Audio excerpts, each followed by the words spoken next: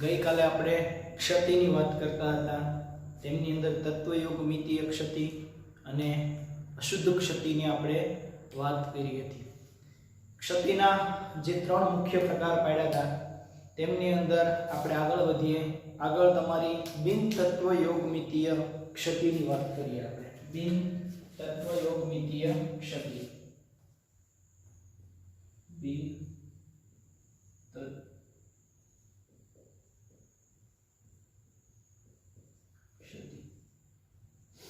ચાલો ભાઈ, બિન તત્વયોગમિતીય ક્ષતિ. બિન તત્વયોગમિતીય ક્ષતિ કહેવાય કોને? આ પણ એક ક્ષતિનો જ પ્રકાર છે. હવે તત્વયોગમિતીય ક્ષતિ આપણે જે જોઈ તેમની અંદર જે ખલેલ જે પહોંચાડતા હતા, ક્ષતિ એટલે કે જે ખામી હતી તે સ્ફટિકમય પદાર્થની અંદર હતી.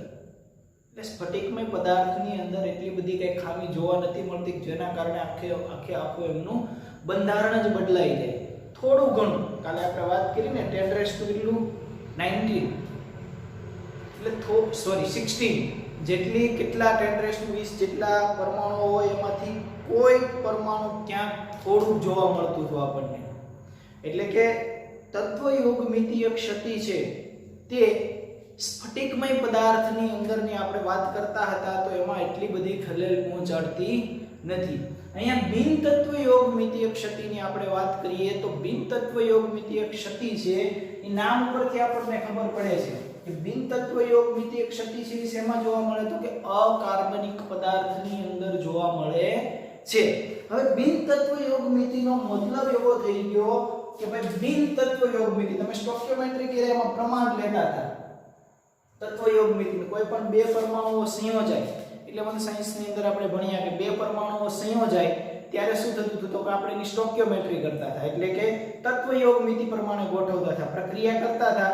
અથવા સંતુલન નામનું ચેપ્ટર ભણ્યા તો એમાં પ્રક્રિયાને આપણે સંતુલિત કરીએ તો આપણે બંને બાજુ તત્વયોગમિતિ જોઈએ કે પરમાણુઓની સંખ્યા કેવી થવી જોઈએ, સમાન કરતા હતા. એટલે તત્વયોગમિતિ આપણે જોતા હતા. ચેપ્ટર નંબર 1 જે છે રસાયણ વિજ્ઞાનની પાયાની સંકલ્પનાઓ 11th સાયન્સની અંદર બહુ આપણે સારી રીતે ભણીને આવ્યા છીએ. તો એમની અંદર આપણે જોતા હતા કે તત્વયોગમિતિ પ્રમાણે આખી પ્રક્રિયાઓ આપણે કરતા હતા. તો તત્વયોગમિતિ જે છે, તત્વયોગમિતિ એટલે એમનો ગુણોત્તર છે એ કેવો હોય? સમાન હોય. બિન તત્વયોગમિતિ એટલે શું? એનું જે પ્રમાણ જે છે એ કેવું હોય? એક તત્વ વધારે હોય અથવા બીજું તત્વ ઓછું હોય, અથવા તો બીજું તત્વ વધારે હોય પહેલું તત્વ ઓછું હોય. એટલે બે તત્વો જ્યારે સંયોજાય, બે પરમાણુઓ સંયોજાય છે તો બંનેનું પ્રમાણ છે સમાન હોતું નથી. એટલે આપણે એમ બોલીએ છીએ કે બિન તત્વયોગમિતીય છે. જ્યારે તત્વયોગમિતિની અંદર શું બોલીએ છીએ કે બંનેનો રેશિયો જે છે, પ્રમાણ જે છે એ કેવું હોય છે? સમાન હોય છે. તો ચાલો વાત કરીએ આપણે બિન તત્વયોગમિતીય ક્ષતિની અંદર કે આમની અંદર જેનું પ્રમાણ છે તે સમાન હોતું નથી. હવે પ્રમાણ સમાન ના હોય તો એવા પાછા બે પ્રકાર છે. કેટલા પ્રકાર છે? આમના બે પ્રકાર છે. બિન તત્વયોગમિતિનો જે ગુણોત્તર છે એ ગુણોત્તર છે એ સમાન હોતો નથી. તો આ ક્ષતિ છે બે પ્રકારની ક્ષતિ હોય છે. એક છે તમારું ધાતુનો વધારો ક્ષતિ અને બીજું છે ધાતુની ઉણપ ક્ષતિ. એક ક્ષતિ છે ધાતુનો વધારો અને બીજું છે ધાતુની ઉણપ. બે પ્રકારની ક્ષતિ છે. એક છે ધાતુનો વધારો અને બીજું છે ધાતુની ઉણપ ક્ષતિ. બે પ્રકારની ક્ષતિ બિન તત્વયોગમિતિની અંદર જોવા મળે છે. એમાં પ્રથમ પ્રકાર છે તમારો ધાતુનો વધારો. શબ્દ ઉપરથી એવું લાગે કે ધાતુ તત્વનું પ્રમાણ છે એ વધી જતું હોય છે. ધાતુ તત્વનું પ્રમાણ શું થતું હોય છે? વધી જતું હોય છે. તેથી ધાતુનો વધારો ક્ષતિ એવું નામ આપ્યું છે. અને અહીંયા ધાતુની ઉણપ એટલે કે ધાતુ તત્વની અંદર શું થતું હોય છે? ઘટાડો થતો હોય છે. તો ચાલો ડિટેલમાં આપણે જોઈ લઈએ કે ધાતુનો વધારો ક્ષતિ. ધાતુનો વધારો કઈ રીતે થાય છે? તો એક બીકરની અંદર મેં પદાર્થ ભરી દીધો છે. આમની અંદર મેં NaCl ભર્યું છે. NaCl હીટ આપું અને NaCl સોડિયમ ક્લોરાઇડ ને એટલે NaCl ની બાષ્પ બનવાની આ જે પદાર્થ છે આ સોડિયમ ક્લોરાઇડ છે પદાર્થ. આની બાષ્પ બનશે એટલે શું થશે? તો આપણને ખબર છે કે ભાઈ ધન આયન છે એ તો એમના કેન્દ્રમાં જ રહેવાનો છે, ધન આયન ક્યાંય ખસવાનો નથી. પરંતુ જે ઋણ આયન છે એ એક જગ્યાએથી બીજી જગ્યાએ જશે. એટલે તમે આને હીટ આપશો એટલે આમાં કેવું થશે? Na+ અને Cl-. Cl- શું થશે? એની બાષ્પ બનશે અને Cl- અહીંયા જમા થશે. એટલે આવી રીતે થશે. ફરી પાછી હીટ આપો તો સોડિયમ પ્લસ થાય છે તો આવું થાય છે કે આખે સોડિયમ છે એ શું કરે છે? એક ઇલેક્ટ્રોન ને ગુમાવે છે એટલે Na+ ઇલેક્ટ્રોન માઈનસ, અને ક્લોરીન શું કરે છે? એક ઇલેક્ટ્રોન મેળવે છે એટલે Cl- બને છે. તો અહીંયા જુઓ તો સોડિયમ માંથી એક ઇલેક્ટ્રોન પ્રથમ તો છૂટો પડે છે, ત્યાર પછી ક્લોરીન છે એ ઇલેક્ટ્રોન ને મેળવે છે. એટલે આવી ઘટના બને છે. તો આખાની અંદર એવું થાય છે કે આમની જે બાષ્પ હોય છે ને એ અહીંયા જમા થાય છે. બાષ્પ બધી અહીંયા ઉપરની સપાટી ઉપર જમા થશે. અહીંયા ઉપર જે જમા થશે એ કોણ હશે? ક્લોરીન હશે. તો આ ઘટના જે બને છે એમની અંદર ઇલેક્ટ્રોન મુક્ત થાય છે. શું થાય છે? છૂટો પડે છે. છૂટા પડે છે ઇલેક્ટ્રોન છૂટા પડે છે ક્લોરીન. તો હવે આ ઇલેક્ટ્રોન છૂટા પડે છે પણ એ છૂટા નથી રહેતા. પછી શું થાય? ફરી પાછો NaCl બાષ્પની અંદર સોડિયમ અને ક્લોરીન ભેગા થઈને ફરી પાછું શું બનાવી લે? NaCl બનાવી લે છે. એટલે ઘટના એવી બને કે સોડિયમ ક્લોરાઇડને તમે જ્યારે હીટ આપો અથવા તો બાષ્પમાં ફેરવો છો ત્યારે સોડિયમ છે એક ઇલેક્ટ્રોન ગુમાવે અને ક્લોરીન એક ઇલેક્ટ્રોન મેળવે છે. પરંતુ આ પ્રક્રિયા દરમિયાન અહીંયા એક બાષ્પ જમા થાય છે અને એ જે બાષ્પ જમા થાય છે તો અહીંયાથી અહીંયા સુધી પહોંચવામાં ઇલેક્ટ્રોન પણ મુક્ત થાય છે અને NaCl ફરી પાછું બનાવી લે. પણ અહીંયા સંપૂર્ણ NaCl બનતો નથી. અહીંયા માનો કે 100 ગ્રામ લીધો NaCl અથવા તો સોડિયમના પરમાણુ અહીંયા 10 લીધા, અહીંયા ક્લોરીનના પરમાણુ 10 લીધા અને ફરી પાછું અહીંયા ચેક કરવામાં આવે બાષ્પમાં તો પૂરેપૂરા હોતા નથી. સોડિયમ તો પૂરેપૂરા હોય છે પણ ક્લોરીન પૂરેપૂરા હોતા નથી. એવું કેમ થાય છે? તો કે અહીંયાથી મુક્ત થતો જે ઇલેક્ટ્રોન હોય ને, ઇલેક્ટ્રોન એ કેવો રહે? છૂટો રહે છે, મુક્ત રહે છે. એ સંયોજાતો નથી. એના કારણે શું થાય? આ ઇલેક્ટ્રોન મુક્ત રહે તો સોડિયમ પણ મુક્ત રહેવાનો કે નહીં? Na+ અને ક્લોરીન તો અહીંયા બાષ્પ બનીને જમા થઈ ગઈ છે, ક્લોરીનની બાષ્પ. તો હવે શું વધ્યું? ધાતુ તત્વ એમને પડ્યું કે નહીં નીચે? તો એ તળિયે જો જોવામાં આવે તો ધાતુ તત્વો છે, ઘણા ધાતુ તત્વો છે Na+ છે એ એમને એમ પડેલા હોય છે અને ઇલેક્ટ્રોન અહીંયા મુક્ત અવસ્થામાં એમને પડેલો હોય છે ઇલેક્ટ્રોન માઈનસ થઈ. અને આપણે કહીએ છીએ F કેન્દ્ર કહીએ છીએ. શું કહીએ છીએ? F કેન્દ્ર, ફર્બેન-ઝેન્ટર કેન્દ્ર. F મતલબ ફર્બેન-ઝેન્ટર. F કેન્દ્ર કહીએ છીએ. કોને કહીએ છીએ? એ ઇલેક્ટ્રોનને. આવી રીતે ધન આયન, ઋણ આયન, ધન આયન, ઋણ આયન, ધન આયન, ધન ઋણ, ધન ઋણ, ધન ઋણ, ધન ઋણ, ધન ઋણ, ધન ઋણ, ધન ઋણ, ધન ઋણ, ધન. તો આખે આખો NaCl ની બાષ્પવાળો જો ક્ષતિ જોવામાં આવે તો આની અંદર ધન આયન અને ઋણ આયન પરમાણુઓ છે. પરંતુ ઘણા ઋણ આયન પરમાણુ છે એ ખાલી ને ખાલી કેવા રહેશે? ઇલેક્ટ્રોન તરીકે રહેશે. એમને કેવો રહેશે? ઇલેક્ટ્રોન. આ જે ઇલેક્ટ્રોન મુક્ત પડ્યો રહે છે એમને શું કીધું છે આપણે? F કેન્દ્ર કીધું છે. શું કીધું છે? F કેન્દ્ર, ફર્બેન-ઝેન્ટર કેન્દ્ર, F કેન્દ્ર. આ કઈ રીતે પડ્યો રહો? આપણે પ્રક્રિયા દરમિયાન બને. હવે આવું થતું હોય તો ઇલેક્ટ્રોન જો મુક્ત રહેતો હોય, ક્લોરીનની બાષ્પ જમા થઈ જતી હોય તો નીચે તો સોડિયમ ધાતુ તત્વ છે એ તો એમને પડ્યું રહેવાનું. તો આપણે એમ બોલીએ છીએ કે ભાઈ ધાતુમાં શું થયો? વધારો. ધાતુમાં શું થયો? ધાતુ વધે છે. ધાતુ વધે એટલે શું? કાઈ નહીં, મુક્ત જે સંયોજાય અને ક્લોરીન એમાંથી છૂટો પડીને એની બાષ્પ અહીંયા જમા થઈ જાય ને એમને Na+ આયન છે ક્યાં પડ્યો રહે? નીચે પડ્યો રહે. એટલે આપણે એવું બોલીએ છીએ કે ધાતુનો વધારો ક્ષતિ એવું બોલીએ છીએ. ક્લિયર છે? ધાતુનો વધારો ક્ષતિ.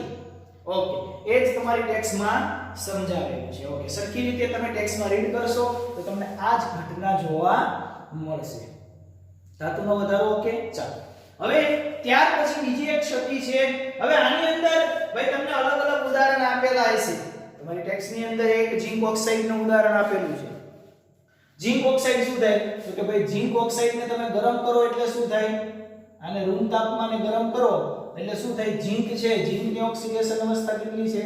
+2 પ્લસ ઓક્સિજન છે 1/2 O2 તરીકે છૂટો પડે ઇલેક્ટ્રોન માઈનસ 2 ઇલેક્ટ્રોન માઈનસ આવી ઘટના જોવા મળશે તમને ઝિંકની પ્રક્રિયા તમે કરશો તો પણ આમની અંદર મેં NaCl લીધો તમે ઝિંક ઓક્સાઇડ લઈને પ્રક્રિયા કરશો તો ધાતુમાં વધારો શેમાં જોવા મળશે ઝિંક આયન અહીંયા પીડ્યા રહેશે ઓક્સિજન અહીંયા જમા થશે વચ્ચે ઇલેક્ટ્રોન મુક્ત થશે અને આપણે શું કહી દીધું F કેન્દ્ર હવે આમની અંદર ઝિંક છે ઝિંકનો રેશિયો કેટલો છે એક ઝિંક તો છે પ્લસ કેટલા ઝિંકનો વધારો થયો મતલબ કેટલા મુક્ત Zn પ્લસ છે પીડ્યા રહી એ શોધવાય તો X કહી શકું અને ઓ તો છે જ તે એટલે આ X શું બતાવે છે એમની અંદર મુક્ત રીતે અહીંયા કેવી રીતે સોડિયમ પ્લસ પીડ્યા રહી એમ કેટલા મુક્ત છે અહીંયા ધન આયન વધે છે એ ધાતુનો વધારો કેટલો થયો એ 1 પ્લસ એક તો ઈ છે જ તે પણ કેટલા વધ્યા છે બીજા વધારાના સંયોજક વિના એ X તરીકે અહીંયા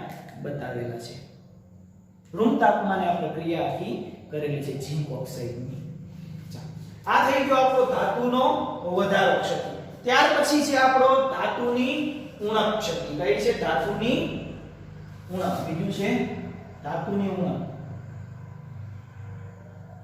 ધાતુની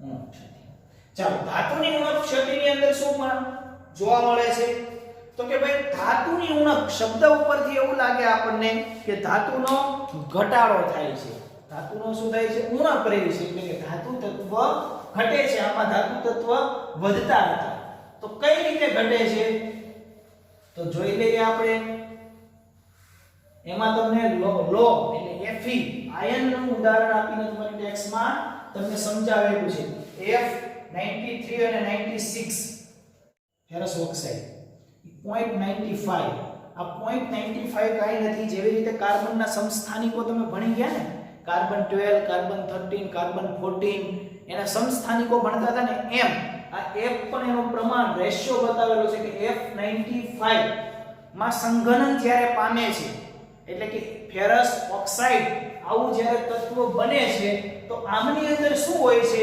FeO ની અંદર તો FeO ની અંદર બે પ્રકારના હોય એક 93 Fe93 અને F.96 બે પ્રકારના એમની અંદર સમસ્થાનિકો હોય છે 0.93 અને 0.96 એટલે કે FeO 0.96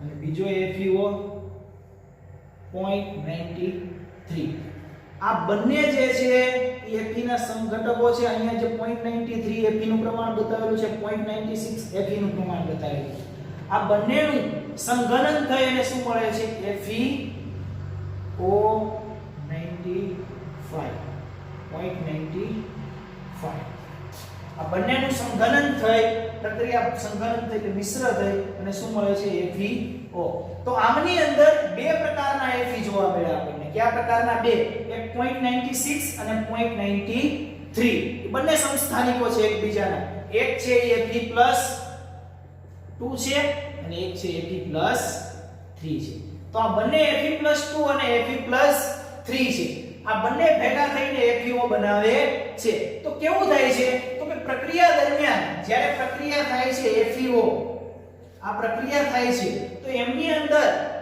Fe જે છે એ જોડાય છે તો Fe+2 જોડાશે કે Fe+3 જોડાશે તો હવે ઘણા 0.93 FeO 0.93 FeO છે એ આમાં ભાગ લેતા નથી એની જગ્યાએ કોણ સ્થાન લઈ લે છે Fe+3 ભાગ લઈ લે છે એટલે આમના સ્થાન જે ખાલી પડે છે તેમની જગ્યા FeO એટલે Fe+3 પૂર્ણ કરે છે કઈ રીતે તો માનો કે આવી રીતે કોઈ પ્રક્રિયા થાય છે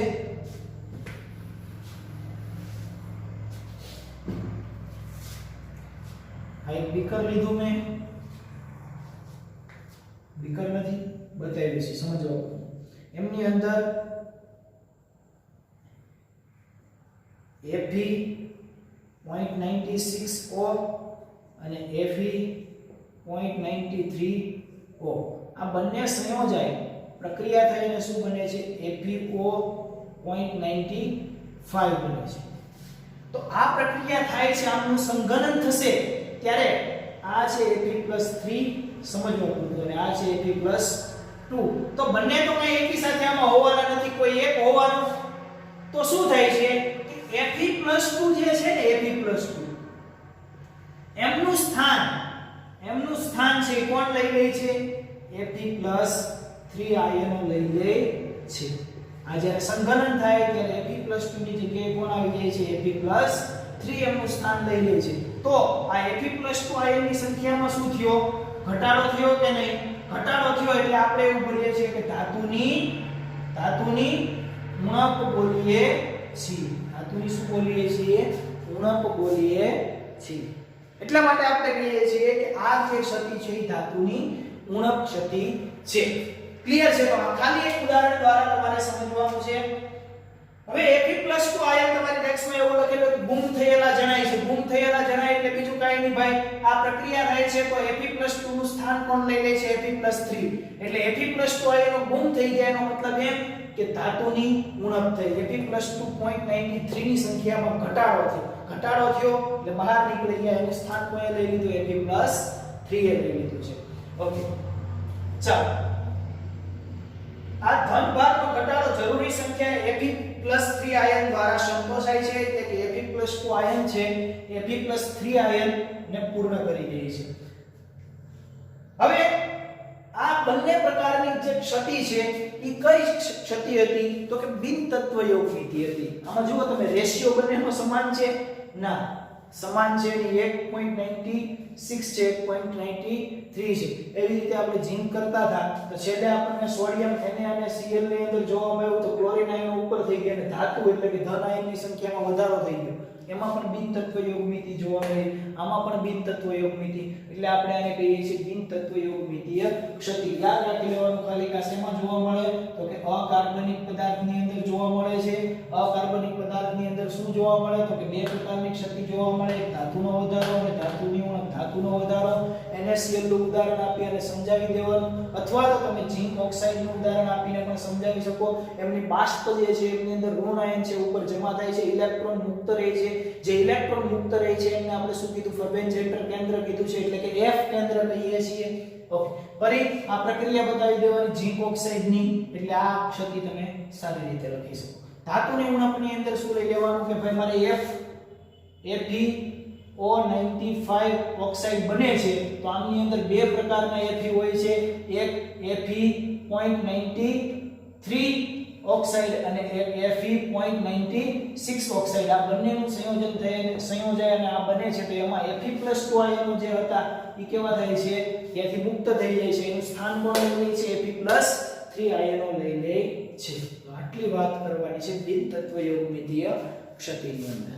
ચાલો હવે આપણે આગળ વધીએ. આગળનો ટોપિક છે વિદ્યુતીય ગુણધર્મો.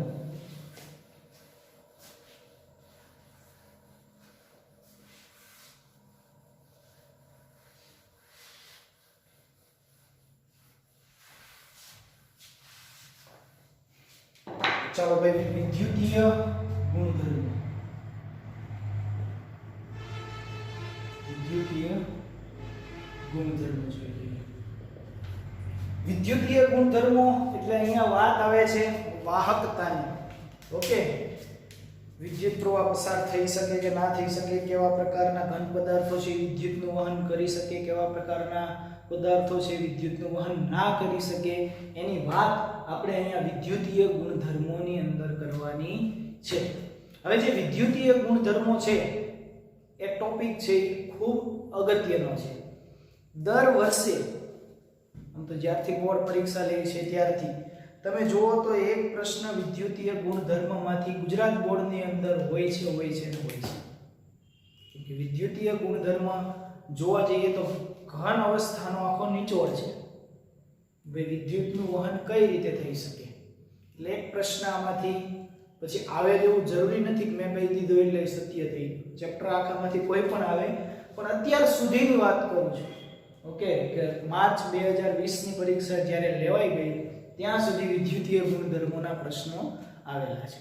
એટલે વિદ્યુતીય ગુણધર્મોની અંદર વિદ્યુતનું જે વહન છે એની વાત કરવામાં આવેલી છે.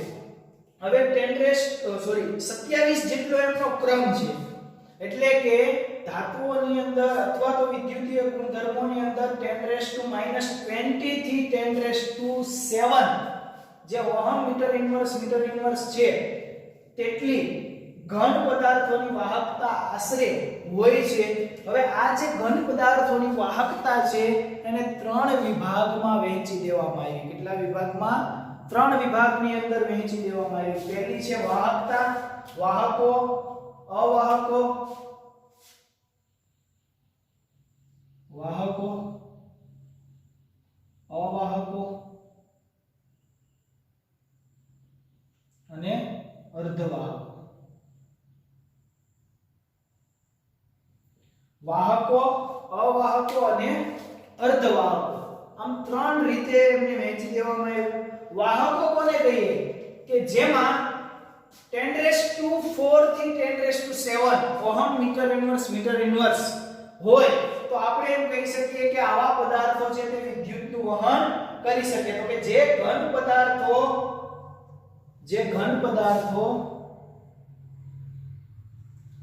પદાર્થો શું કરે? 10⁻⁴ થી લઈ અને 10⁻�7 ઓહમ મીટર ઇન્વર્સ ના ગાળામાં હોય તેવા પદાર્થોને આપણે વાહકો કહીશું. જે ઘન પદાર્થો 10⁻⁻20 થી 10⁻⁻10 ઓહમ મીટર ઇન્વર્સ ના ગાળામાં હોય તો તેવા પદાર્થોને આપણે ક્યાં કહીશું? અવાહકો કહીશું. અને અર્ધવાહકો કોને કહીશું? કે 10⁻⁻6 થી લઈ અને 10⁻⁴ ઓહમ મીટર ઇન્વર્સ હોય તેવા આ ગાળાની અંદર હોય તેવા પદાર્થોને ક્યાં કહીશું? અર્ધવાહકો કહીશું. જેમની વાહકતા તમને બતાવી દીધી છે કે આની મધ્યમાં હોય, એટલે કે જે ઘન પદાર્થોની વાહકતા 10⁻⁴ થી 10⁻�7 ની મધ્યમાં હોય, એટલે કે આની વચ્ચે હોય તો એમને આપણે વાહક પદાર્થો કહીશું. આમની વચ્ચે હોય તો એમને અવાહકો કહીશું. અને 10⁻⁻6 થી લઈ અને 4 ની મધ્યમાં હોય તો એવા પદાર્થોને આપણે શું કહીશું? અર્ધવાહક. હવે નામ ઉપરથી આપણને ખબર છે વાહક એટલે વિદ્યુતનું વહન કરે, અવાહક એટલે વિદ્યુતનું વહન કરતા નહીં હોય, અને અર્ધવાહકો એટલે થોડું ઘણું વહન કરતા હશે. પણ આ શું કામ વધારે વહન કરે છે, આ શા માટે વહન નથી કરતા અને આ શા માટે થોડું ઘણું વહન કરે છે એ આપણે સમજવાનું છે. બાકી ખબર બધાને છે કે વાહક એટલે વિદ્યુતનું વહન થાય, અવાહકો એટલે ના થાય, અર્ધવાહકો એટલે થોડું ઘણું થાય. પણ આવું શા માટે થાય છે તેનો અભ્યાસ આપણે કરવાનો છે. તો ચાલો જોઈ લઈએ કે વાહક પદાર્થો જે છે એ વિદ્યુતનું વહન ઇલેક્ટ્રોનીય અથવા તો મુક્ત ઇલેક્ટ્રોન અથવા તો મુક્ત આયનોના કારણે થતું હોય છે. ધાતુઓની અંદર શાના કારણે થાય? મુક્ત ઇલેક્ટ્રોન હોય અથવા તો આયનોના કારણે થતું હોય છે. વિદ્યુતનું વહન થવા માટે ઇલેક્ટ્રોન મુક્ત હોવો જરૂરી છે, મુક્ત આયન હોવો જરૂરી છે. કેમ કે એક જગ્યાએથી બીજી જગ્યાએ ટ્રાન્સફર થવા માટે વિદ્યુત કોણ લઈ જશે? કાં તો ઇલેક્ટ્રોન જશે કાં તો આયનો જશે. એટલે ધાતુઓની અંદર તો ધાતુઓ છે ઘન અવસ્થાની અંદર પણ વિદ્યુતનું વહન કરી શકે અને પીગલિત અવસ્થાની અંદર પણ વિદ્યુતનું વહન કરી શકે. ધાતુ તત્વોની વાત કરું છું. કોના કારણે થાય છે? તો કે મુક્ત ઇલેક્ટ્રોન અથવા તો આયનોના કારણે વિદ્યુતનું વહન થાય છે. ઓકે, હવે આ તો વાત થઈ ગઈ આપણે વાહક તત્વોની. હવે અવાહક તત્વો છે એ શું થાય?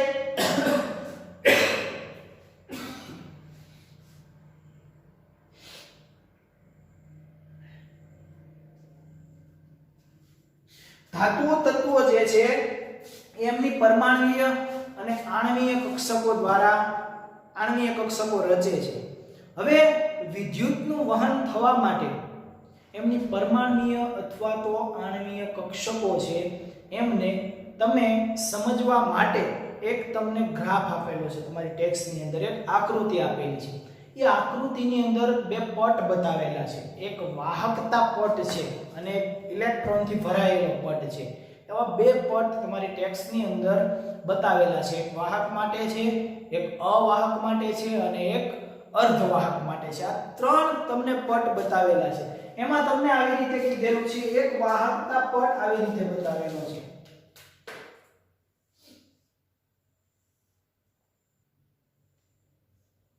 ધાતુ માટે બનાવું છું. ધાતુ માટે વાહકતા પટ બતાવેલો છે, અંશતઃ ભરાયેલ જે હોય છે તમારું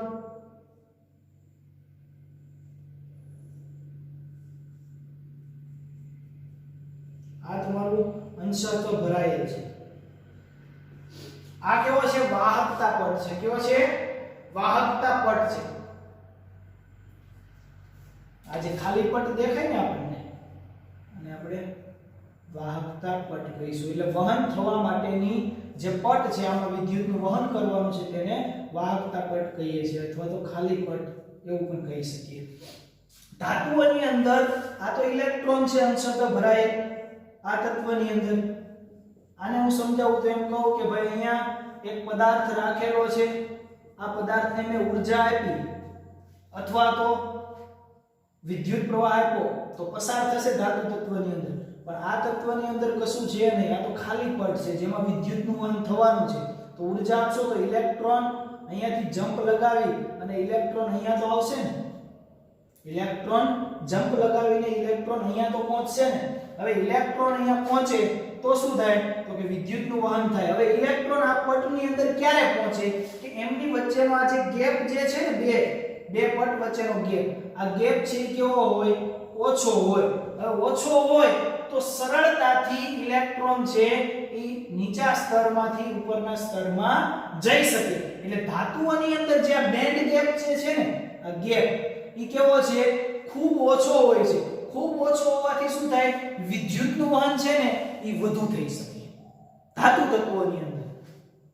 તત્વોની અંદર આ ગેપ છે કેવો છે? ઓછો છે. તેથી વિદ્યુતનું વહન કેવું થઈ શકશે? સરળતાથી. અવાહકોની અંદર શું હોય? તો એ જે વાહકતા પટ અને આ સંયોજકતા પટ, એટલે ઇલેક્ટ્રોનથી ભરાયેલું આ પટ વચ્ચેનો જે ગેપ હોય એ કેવું હોય? વધુ હોય. તેથી ઇલેક્ટ્રોન અહીંયાથી જમ્પ લગાવીને અહીંયા જઈ શકતો નથી. માટે આપણે એવું કહીએ છીએ કે તેમાં અવાહકોની અંદર વિદ્યુતનું વહન થઈ શકતું નથી, કેમ કે આ ગેપ છે એ કેવો છે? ખૂબ વધારે છે. જ્યારે અર્ધવાહકોની અંદર કેવું છે? ગેપ છે પણ કેવો છે? ઓછો છે. આ વાહકતા આ સંયોજકતા પટ કહીએ છીએ. સંયોજકતાનો મતલબ શું? કે બાહ્યતમ કોષમાં રહેલા ઇલેક્ટ્રોનની વાત કરે છે. હવે એમાંથી અહીંયા ઇલેક્ટ્રોન જમ્પ લગાવીને ગેપ ધાતુ તત્વ કરતા આનો ગેપ કેવો છે? વધારે છે. વાહક તત્વો કરતા આનો ગેપ છે કેવો છે? વધારે. અવાહક કરતા કેવો છે? ઓછો છે. એટલે આમાં ઇલેક્ટ્રોન થોડા ઘણા ઊર્જા તમે આપશો એટલે થોડા ઘણા ઇલેક્ટ્રોન જમ્પ લગાવીને અહીંયા આવશે, બધા ઇલેક્ટ્રોન નહીં. એટલા માટે આપણે એવું કહીએ છીએ કે આનો થોડો ઓછો છે ગેપ. કેવો છે? થોડો ઓછો ગેપ છે. એટલે થોડા ઘણા ઇલેક્ટ્રોન અહીંયાથી અહીંયા સુધી જઈ શકશે, એટલે વિદ્યુતનું વહન થશે, પણ થોડુંક થશે, બહુ વધારે નહીં. એટલે આપણે કહીએ છીએ એમને અર્ધવાહકો કહીએ છીએ. હવે જે વિદ્યુતનું વહન થાય છે, ઓકે, આ થાય, આમાં થાય, વાહકોમાં થાય, અવાહકોમાં થતું નથી અને અર્ધવાહકોની અંદર થાય છે, તો એ બધાને માટે જવાબદાર છે એમની અંદર રહેલા બાહ્યતમ કોષના ઇલેક્ટ્રોન. હવે બાહ્યતમ કોષના ઇલેક્ટ્રોન કરે શું? તો બાહ્યતમ સિલિકોન અને જર્મેનિયમ એમના બેસ્ટ ઉદાહરણ છે. આના દ્વારા પણ સમજીશું આપણે ડિટેલમાં આમાં. પણ અહીંયા બાહ્યતમ કોષમાં રહેલા ઇલેક્ટ્રોન જે છે, એટલે કે આપણે એમ કહીએ છીએ કે સંયોજકતા કોષ પટ જે બોલીએ છીએ તેમાંથી વાહકતા પટમાં ઇલેક્ટ્રોન જાય છે, તો એને આપણે કહીએ છીએ શું? તો એને ડ્રોપિંગ કહેવાય. શું કહેવાય? ડ્રોપિંગ. હવે આ ડ્રોપિંગ ની અંદર શું થાય? તો કાઈ આ જ ઘટના બને છે. ઇલેક્ટ્રોન અહીંયાથી અહીંયા જાય છે, આમાં પણ ઇલેક્ટ્રોન અહીંયા, આમાં પણ ઇલેક્ટ્રોન અહીંયાથી અહીંયા. પરંતુ આ થવા માટે આ જે ઘટના બને છે તે ઘટના કઈ રીતે બને છે, શા માટે બને છે, એવું શું કામ થાય છે કે ઇલેક્ટ્રોનની જરૂર શું પડી ત્યાં જવાની? ઓકે, હવે આ જે સંયોજકતા કોષના જે ઇલેક્ટ્રોન છે એ વિદ્યુતનું વહન થવા માટે જવાબદાર હોય છે. એટલે આપણે વિદ્યુતનું વહન થવા માટે સમજવો પડશે સંયોજકતા કોષને, એટલે સંયોજકતા પટ જે છે એમને સમજવો પડશે. અને આ સંયોજકતા પટની મદદથી આપણે સમજી શકશું વધારે કે ભાઈ વિદ્યુતનું વહન છે કઈ રીતે થાય છે, શા માટે થાય છે, એમાં ઇલેક્ટ્રોન કઈ રીતે બાહ્યતમ કોષના ઇલેક્ટ્રોન ઇન્વોલ્વ થાય છે, એટલે કે કઈ રીતે ભાગ લે છે. બધામાં વિદ્યુતનું વહન શા માટે સિલિકોન અને જર્મેનિયમ જ આવું કરી શકે, બીજા તત્વોમાં આવું થઈ શકતું નથી? એવું શા માટે બન્યું? તો આ પણ આપણે ભણશું. ઓકે, તો આ બધા જે પ્રશ્નો જે છે હવેથી પછીનું આપણું અહીંથી અગત્યનું બની જાય કે ડોપિંગ એટલે શું, વાહકતા વધારવા માટે શું કરવું પડે, ઓછી વાહકતા હોય તો એનું કારણ શું. તો એમના માટે ફરી પાછા બે વિભાગમાં આપણે એમને વહેંચી દીધેલું છે. એક ઇલેક્ટ્રોનની સમૃદ્ધ અશુદ્ધિ અને એક ઇલેક્ટ્રોનની ઉણપની અશુદ્ધિ. આ બે પ્રકારની અશુદ્ધિઓ આપણે ભણશું અને ત્યારે આપણે આને સારી રીતે આ પટને સમજી શકશું. એટલે કે લેક્ચર નંબર